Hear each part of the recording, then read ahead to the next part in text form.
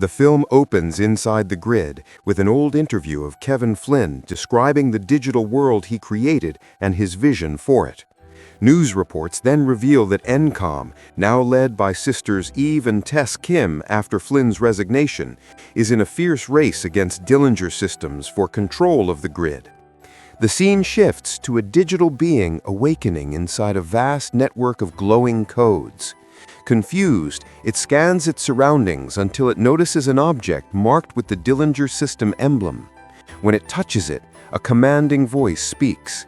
The creator appears and explains that the being was designed as a security program for the Dillinger system, created to maintain order and control.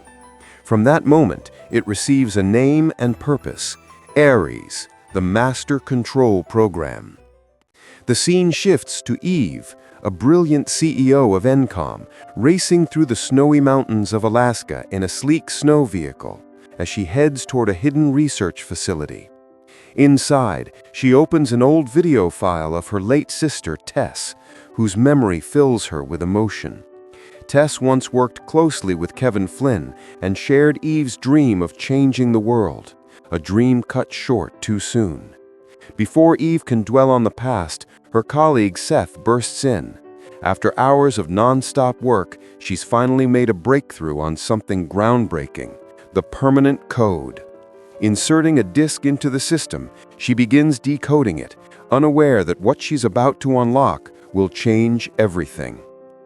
Elsewhere, Julian, the head of a major tech corporation, confidently presents a new experiment to his board of directors. With calm authority, he instructs everyone to wear dark glasses before activating the device. A blinding flash fills the room, and within seconds, a massive battle tank materializes out of thin air. The directors watch in stunned silence, as moments later, a heavily armored soldier emerges from the same surge of light, moving with flawless precision. "Meet Aries," Julian announces proudly.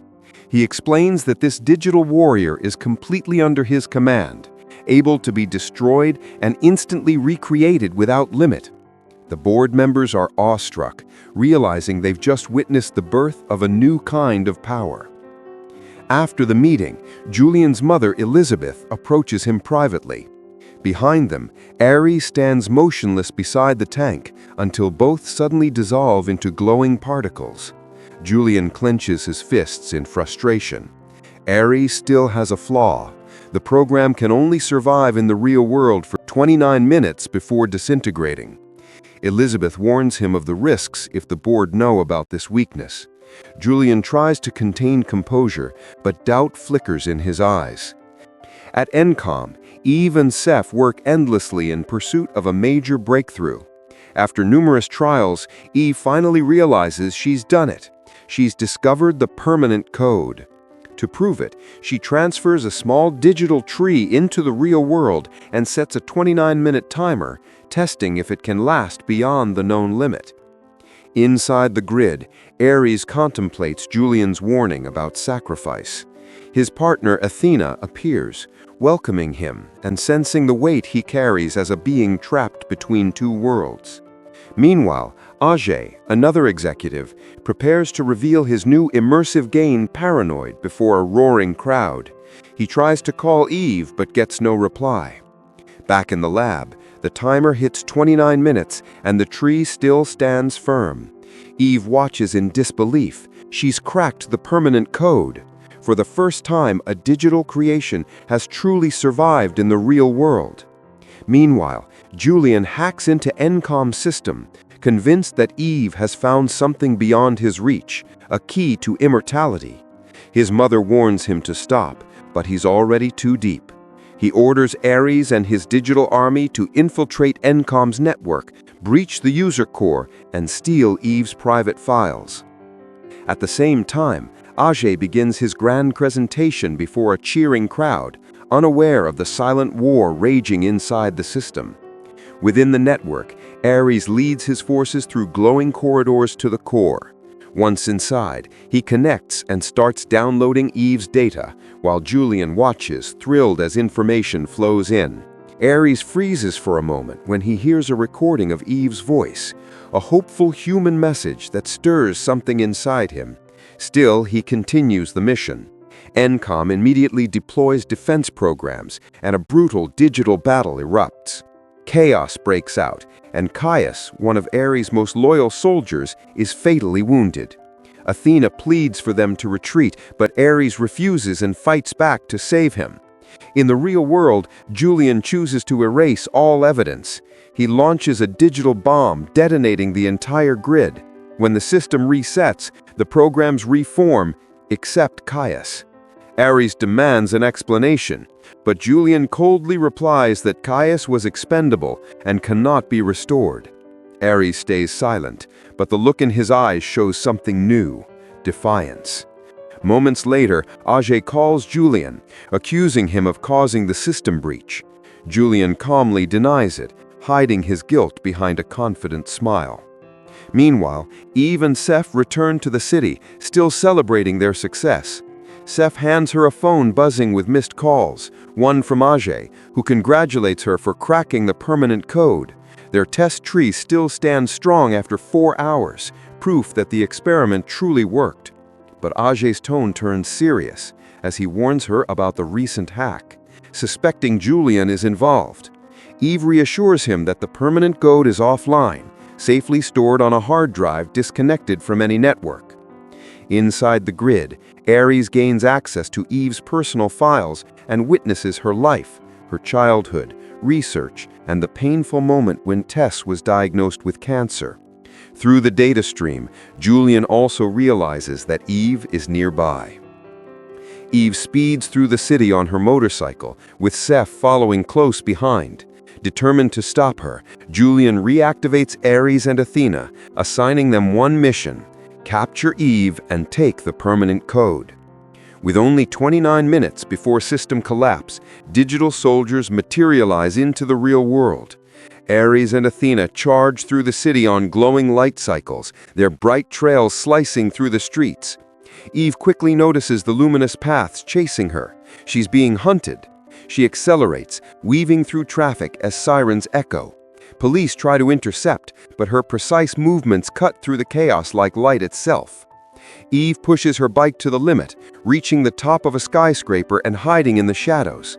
But Athena finds her, gliding across the rooftop at blinding speed. Eve reacts fast. She crashes her bike into Athena, sending her off the edge. From afar, Ares sees the fall and speeds up. Their chase ignites the city, sparks flying as their cycles collide. Despite the mayhem, Ares avoids harming civilians. Julian, watching the timer tick down, prepares his next move. As the countdown nears the end, both bikes crash and explode, throwing Eve and Ares into the air. Eve stumbles to her feet and runs toward the river. Cornered, she destroys the hard drive and throws the fragments into the water. Ares approaches as a helicopter lands nearby, carrying Julian's strike team. "Who are you?" Eve gasps. "I am the Master Control Program." Eve's eyes widen as she realizes the truth. Ares is the living version of the very program she helped create. The timer hits 0. Ares and Athena dissolve into glowing fragments, fading away. At Dillinger Systems, Elizabeth confronts her son for the chaos he's created. Julian watches the fading streams of data and mutters coldly, "The end justifies the means." Inside the digital grid, waves of light ripple as destroyed programs rebuild themselves. Among them, Eve reforms, not as human, but as a program. Digital soldiers surround her, demanding access to the permanent code. With the hard drive gone, the only copy of the code exists inside her, and extracting it would erase her completely. Athena orders the troops to capture her, but Ares steps in, blocking their way. He opens a channel to Julian, asking for his next command. Julian's voice cuts through the static, sharp and impatient. He orders Ares to eliminate Eve and extract the code. For the first time, Ares hesitates. The command feels wrong. He questions Julian's judgment, but his creator shouts back, demanding obedience. Instead, Ares makes his own decision. He refuses the order, cuts the connection and tells Athena to stand down. Turning to Eve, he asks quietly, "Can I trust you?" "Yes," she replies without hesitation. The fragile peace doesn't last. Athena secretly reports Aries' defiance to Julian, claiming his malfunctioning. Enraged, Julian orders both to be deleted. Moments later, armed programs swarm in. Aries reacts instantly, hurling an energy disk that knocks the attackers off the glowing platform. He summons a light vehicle, and with Eve beside him, they race through the luminous grid in search of escape. As they speed across the neon pathways, Aries explains the plan. They must reach the transfer portal. If they succeed, Eve's body can be restored in the real world. But she must also help him unlock the permanent code, allowing him to live outside the network forever. They reach the portal just as a blinding flash consumes them both. In an instant, Aries and Eve reappear in the real world, reborn together. Without delay, Aries brings Eve with him to recover the permanent code before time runs out. Refusing to accept defeat, Julian makes a desperate move. He reactivates Athena in the real world, assigning her a new role as the primary controller. Armed with advanced weapons and a high-speed aircraft, she's ordered to hunt down Aries and Eve and stop them at any cost. On the run, Aries and Eve stop at a quiet roadside gas station. While refueling, Eve borrows a phone and calls Seth, urging him to meet them at Encom. After hanging up, Aries switches to a faster vehicle, and they race toward the facility where Seth waits, unaware that Athena is closing in from above. With only minutes left, they prepare a laser gateway designed to send Aries back into Encom's network. Once inside, he'll retrieve the permanent code and his identity file, allowing him to return to the real world permanently. The laser powers up, its hum growing louder. But before they can activate it, Athena descends from the sky.